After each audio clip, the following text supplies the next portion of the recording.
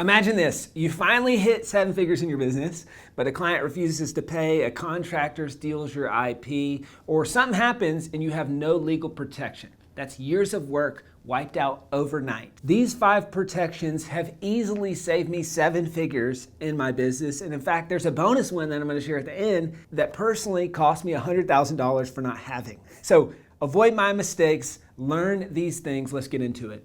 Number 1 is an operating agreement. Okay, this is, if you're like me and you're in the 6-figure range, you're trying to scale, or you're in the startup phase and you want to get this business off the ground, this is probably the last thing you want to think about. And in fact, I didn't think about it. So what ended up happening is I had a business partner. So this is really important if you have a business partner or an investor. So personally, I had a business partner. We start scaling this thing. We start making money. The business gets to 7 figures. Then there's a partnership disagreement. Uh-oh. Right? We got no operating agreement. The business almost died in that moment. I mean, I remember waking up thinking, I spent so much time, thousands of hours, blood, sweat, and tears building this thing. It could be going like that, all because I didn't have an operating agreement. What is an operating agreement? It's a break in case of emergency, right? It's not even that. It's what if something goes wrong? What if we have a slight disagreement with investors or with partners? How do we resolve that disagreement? So a good operating agreement says, hey, if you die, if you get divorced, if we decide that we don't want to work together anymore, like here is the if this then that of what happens. But a good operating agreement also just sets the basic terms of engagement, right? So let's say you're a 50-50 partner, which I don't believe in 50-50 partners. I got another video on that. You can watch that video. I'll tell you why. But let's say that's the case. Well, then that needs to be expressed in the operating agreement. Who owns what? What are the working expectations, right? What are your roles? All that stuff needs to be clearly mapped out in an operating agreement. So those are kind of the core things. Hey, what happens if we decide to break up or split? What happens if these extenuating circumstances happen? Or even something as simple as what happens if I want to work more than you? Right? How do we resolve that? Do we split equity? Does equity vest? If you've never heard of vesting, it's really, really important. So maybe your equity vests over 4 years. So if you're 50-50 partners, which again, I disagree with, so let's just say 51-49. So you're 51, they're 49. Well, are you gonna give them that 49% straight away? Or does that vest over 4 years that you build the business? I could go so much more in depth on this concept, and in fact there's a whole video on what is an operating agreement, why you need one, how to create a good one, all that stuff. So watch that video if you want to go in depth on an operating agreement, but you need to have an operating agreement if you've got partners or if you've got investors. Number 2, everything in writing. Okay, this is more of a concept than an actual legal protection or some sort of agreement or something, but this is something that I've messed up a lot. You do not want to make this mistake. So I'd like to think in 2 or 3 buckets here. So the 3 buckets are customers, employees, and shareholders. How you operate with those folks, all 3 of those things needs to be in writing at every point. And so we already talked about the shareholders piece, that's the operating agreement. But customer communication, you need to have contracts, which we'll talk about later. You need to clearly have deliverables, like, hey, here's what you're getting, here's what it's gonna cost, even if it's just in something as simple as an email, so that you can point back to that when there's disagreements, right? I don't know if you've ever done some sort of renovation, or maybe you built a house or did a massive renovation on your home. This is where I really saw this on the other side of it, right? Because those guys are really, really good at making sure everything's in writing. And then a contractor's favorite words to say, it's a 3-word phrase that they love to say: out of scope. All right, so you're going through this renovation and they're like, whoa, well, you didn't tell me that we're gonna have to put railing on the deck. It's like, well, I thought it was pretty obvious there was already railing there, right? But it's out of scope because it's not in the contract. So that's an example of being kind of on the wrong side of that, but you need to make sure that you've got it super clear. What's included, what's not included, so that when disagreements arise, and they will, it's in there. So that's the customer side. Again, we'll talk about that more later in contracts, but then also employee communication. So anytime you communicate with any employee around pay, around time off, around any working expectations, anything like that, especially if there's an employment change, they're being hired, they're being fired, they're being brought up to full-time, brought down to part-time, whatever the thing is, you need to put it in writing. Any change in working requirements, in pay, any of that. And trust me, as someone who has literally made this mistake dozens of times, and it took me making this mistake dozens of times to learn how important this is, you're gonna think, oh, hey, we talked about it. Like, it was super clear. We talked about it. Even maybe the meeting was recorded, or nowadays it's like, hey, we got an AI summary. Okay, that might be helpful, but you need to really spell it out. Because when you put it in writing, it does a couple things. Number one, it protects you in case of some sort of legal stuff or anything like that. But then number two, and more importantly, it just makes things clear, right? So they know, you know, there's no wasted back and forth or frustration. This is where it's really bit me, is I thought I was super clear, but then they didn't get it, and then it was poorly communicated, and we heard different things, and now they're pissed, and they're like, hey, you're just trying to screw me over, or hey, yet again, the company, or yet again, Chandler's trying to screw me over. And it's like, no, it's my fault though, right? If you got poor communication in your business with your customers, with your employees, it's your fault. So you got to fix it by making sure that everything's in writing, all right? And then the last piece here of everything in writing is your employee handbook. So this is the way that you do business. So if you don't have an employee handbook, as you scale, as you get more employees, early on, maybe you're the only employee, so you don't need a handbook. All right, and maybe you hire a couple employees. You might still not need a handbook, but as you get to 5 employees, 10 employees, especially more than that, which you will if you're scaling to 7 figures or 8 figures, you need a handbook that basically just says, hey, here is how we do business. You have people sign that on the way in, and you can reference that as you work together. So make sure that everything in your business is in writing. Number 3, employee agreements. All right, this is super, super, super important. I know a lot of people in business that are very loosey-goosey with this, and it totally tanks their whole business. Because I don't know if you've ever done this, where you spend a year or years training up an employee, and then that employee goes on to talk about your proprietary information with competitors, start a competing business, right? Solicits employees, solicits contractors, solicits customers. There's a bunch of ways that this can go off the tracks. So you need to just have this straight up front. So there's 3 main agreements that you need to have. And then I'd say there's a 4th that I already referenced, which was the employee handbook. So you got the employee handbook, they sign that upon entering the company. But then the other 3, really important, there's a non-disclosure. Number 2, there's a non-compete. And number 3, there's a non-solicitation. Okay, this is crazy important. I want to use an example of my mom, who's a real estate agent. She's got a core person that works in her office, right? And so it's a core assistant that helps her with a bunch of stuff. I'm like, hey, you just need to have this basic stuff mapped out. I know we all want to think the best of people and all that stuff, and we want to think that there's these unwritten rules or unsaid things that we agree on. No, don't do that. Just put it in writing, right? And it's kind and clear for you and for them. Right? Because now we both know these are the rules of engagement. I'm going to be super straight up front about it. In fact, so up front, it's literally the first thing you do when you join the company is you sign these things, right? And if you're not cool with that, we're not working together.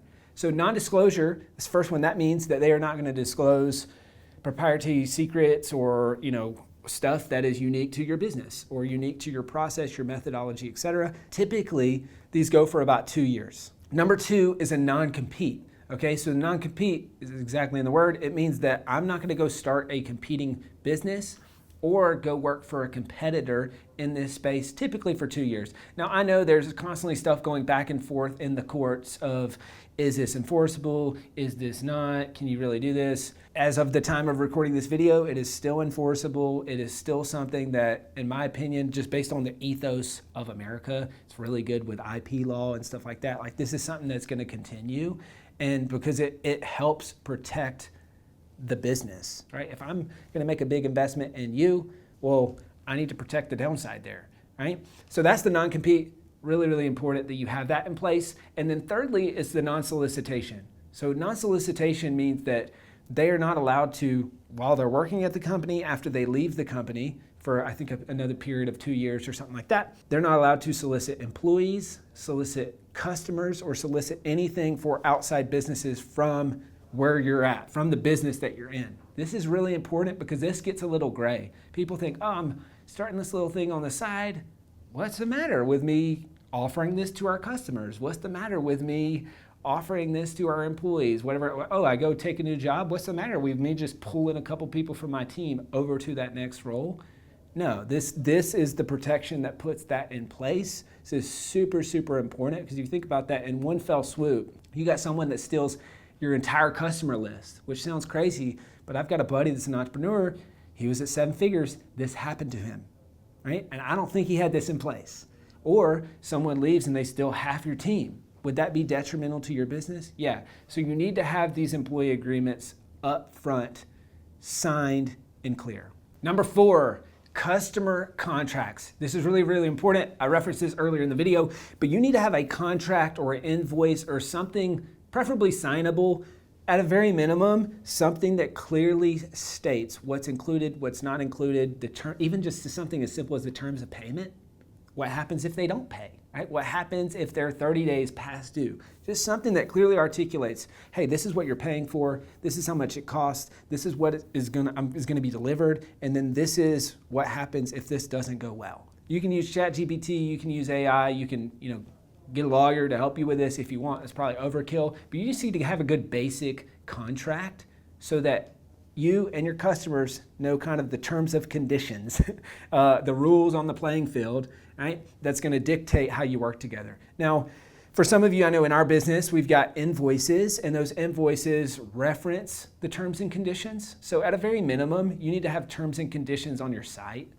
This is again, small thing, but you gotta have like your privacy policy. Some of these things you just have to have if you have a website in general. But that's a great place to put it, is all on your website. It's on that page, and then you can reference that in any contract that you have or in any working agreement stuff that you send to customers. Or you can have like a 2-page contract that they just sign post-purchase or pre-purchase. Now, if you're like me, you're not trying to introduce friction into the sales process. All right, the last thing I want to do is right before someone pays me, say, all right, can you review this 50-page document and sign it? Well, then you lose all kind of momentum in the sale. So you can either have a simple bulleted one that's like a page 2 of the contract or on the back side of the contract or something like that. That's what a lot of people do. That's probably what I'd recommend. But the other option is you can have a post-purchase agreement that gets signed, right? So it can be your access agreement, and you can, kind of wordsmith it to make sure that it's not like, hey, here's this legal document that I need you to sign immediately after you purchase, right? What are you going to do? Flight risk, refund risk, all that stuff. So you need to be smart about this and position it in a smart way. They're like, hey, it's a standard agreement. That's like how we start working together. So it's just framing it the right way, but you got to have that crystal clear up front before you start working together. Number 5, this is a big one. You got to have a good accountant and a good lawyer. All right, I've got a mentor that one time, I remember being in college, and there was this guy, Tommy Baker, okay? He owns like all sorts of car dealerships in Charleston, South Carolina. The dude basically owns the city of Charleston. I remember being in his class, it was this advanced entrepreneurship class, and anytime governors, senators, anybody was coming to town, they would be hosting something at Tommy Baker's house, and he would say, hey, who wants to volunteer for this? And every time, before he even said what it is, I'm raising my hand to volunteer because I know I was going to get in the room with people who were at the top of their game and very influential. I remember one time he told me, he said, Chandler, there's 2 things you can never overpay for. It's a good accountant and a good lawyer. He's right. He's like, it's impossible to overpay for someone good. Because a good accountant they're going to pay for themselves and how much money they save you, and a good lawyer is going to pay for themselves and how much money they save you. All right? So especially, this is less important when you're at 6 figures. It's more important when you're at 7 figures. It's especially important when you're at 8 figures. Is you got to have a good accountant, preferably a tax accountant.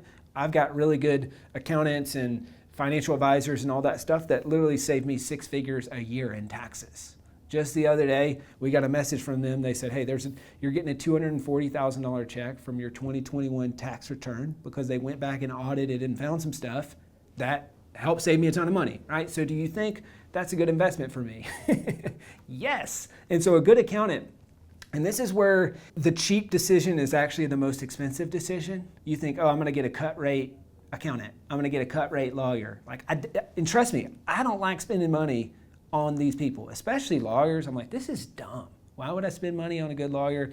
We don't have legal trouble. Like, what's the point? But when you need them, they're very, very helpful. And so the most expensive option is usually the cheapest option because of how much money they're going to save you. So if you try to save money or cut corners on those 2 things, it's going to be the most expensive decision that you've ever made. So number 5, you need a good accountant and a good lawyer. So if you're trying to find a good one, my recommendation is, who are the businesses who are a couple steps ahead of you? Ask them who they use, right? So if I'm at 6 figures, I'm not going to ask other 6-figure business owners, hey, you got an accountant that you recommend? You got a lawyer that you recommend? Why would I do that? because that's going to be at or below the level of what I need. So instead, I want to go a step ahead or 2 steps ahead and say, hey, who do you guys use? 7-figure entrepreneur, 8-figure entrepreneur, and get recommendations from those people. And that's also the first question that you want to vet. So when I'm vetting accountants, I will ask them, this is the easiest litmus test question ever. How many of your clients are at 7 figures above? If the answer is 0, I don't want to work with you, right? Or I'll also ask them, hey, give me 3 examples of folks that you've saved 6 figures in taxes over the last 5 years. And if they can't give you examples, will you think they're going to be able to do that for you? No, right? So it's just such a simple question, and this is actually beyond just accountants and lawyers. It's, in my opinion, one of the most powerful questions you can ask when you're vetting any employee or service provider is, hey, give me 3 examples of someone who's ahead of me, who you've achieved a similar or greater outcome than what I'm looking for. If they can't give you the examples, they don't earn your business. All right, so those are the 5. Here's a bonus tip as promised, and this is one that literally cost me about $100,000, and this is employee insurance, okay? I think it's called EPLI. I've never even heard of this, and this is one of the things that you don't even know it exists until you need it, and then you wish that you had it. So we had, been in business for 5 years. I think at this point it was maybe 8 or 9 years, and we had an employee come back. They hadn't worked for us in years, but they said, hey, you wrongfully terminated me. And we said, no, we didn't. We fired you for performance. And they said, well, no, I disagree. And in fact, I'm going to file a suit with my local state, and I'm going to sue the company. We didn't follow advice number 2 that I told you, and it wasn't in writing.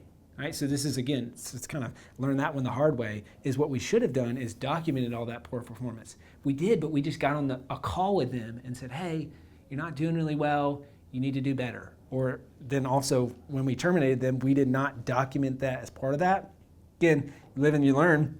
So we had no leg to stand on, right? And so we're like, it's a he said, she said situation. And so now all of a sudden we're in this situation where there's legal threats coming, and they're sending demand letters and all this stuff, and it's like, oh my gosh, this is crazy, but you can't do anything about it because we didn't cover our bases, right? So this is where employee insurance goes a really long way. So we ended up having to go through this whole settlement process, and we had to settle with this person, which it was so infuriating to me, because this is one of those examples where you can be in the right in business, and if you don't have it documented, doesn't matter. Right? But also, if you don't have employee insurance, what could have happened, I was actually pretty fortunate, we were able to resolve it pretty quickly, but this could have easily drug out for years, and it could have been multiple 6 figures in judgment, right? Because people can say, oh, I got I lost wages for X amount of years, there was hardship, there was this, that, and the other, right? And depending on the state that they're in, which if you're in,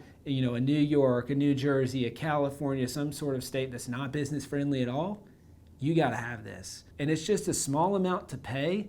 But then if anything like this ever happens, and this is what our lawyers told us, they're like, hey, why don't you have this? They're like, you could literally just file it and forget about it. And don't even worry about the outcome that happens, because you're not paying it because you've got the insurance. You need to have employee insurance, especially if you're above 20 employees or so. It's a ticking time bomb. You're going to screw something up. Someone's going to get upset. Something's going to happen, and you're going to need it. So there you have it. Those are the protections that you got to have if you want to not only scale to 7 figures, but stay at 7 figures, and then hopefully get to 8 figures like we have. I want to give 2 disclaimers here. Number 1, this is not legal advice. I'm not a lawyer. Disclaimer, disclaimer, disclaimer. All right, I'm an idiot. I'm just a business owner like you. So none of this is legal advice. But then second disclaimer is don't overdo it. All right, I know early on in growth mode, like the last thing you want to do is think about this. So I'm really just sharing this in this video so that you do the couple things that you need to do, and then move on with your life, move on with your business, and go grow the business, right? If you want to drive massive growth, if you want to achieve massive outcomes in your business, you've got to laser focus on that. So none of this stuff should take a bunch of your time, but you need to get your ducks in a row. And in fact, spending some time up front to do this will save you so much time later. Because when you need them, it wastes a ton of your time if you don't have them. So get this stuff done and watch your business grow. I hope that you love this video. I'd love for you to do 2 things right now. Number 1, click like on this video, subscribe to the channel if you haven't already, and then comment below. And I'd love to hear your biggest takeaway from this video. I read and respond to every single comment. So comment on the video, let me know what you learned, or maybe it's the thing that you wish you had. Maybe you got some horror stories around not having this stuff in your business. Let me know in the comments below. And then secondly, we got a lot more videos like this on this channel. So if you want the no fluff stuff of what it actually takes to scale your business, surf around on the channel, find another video, and I'll see you in the next video.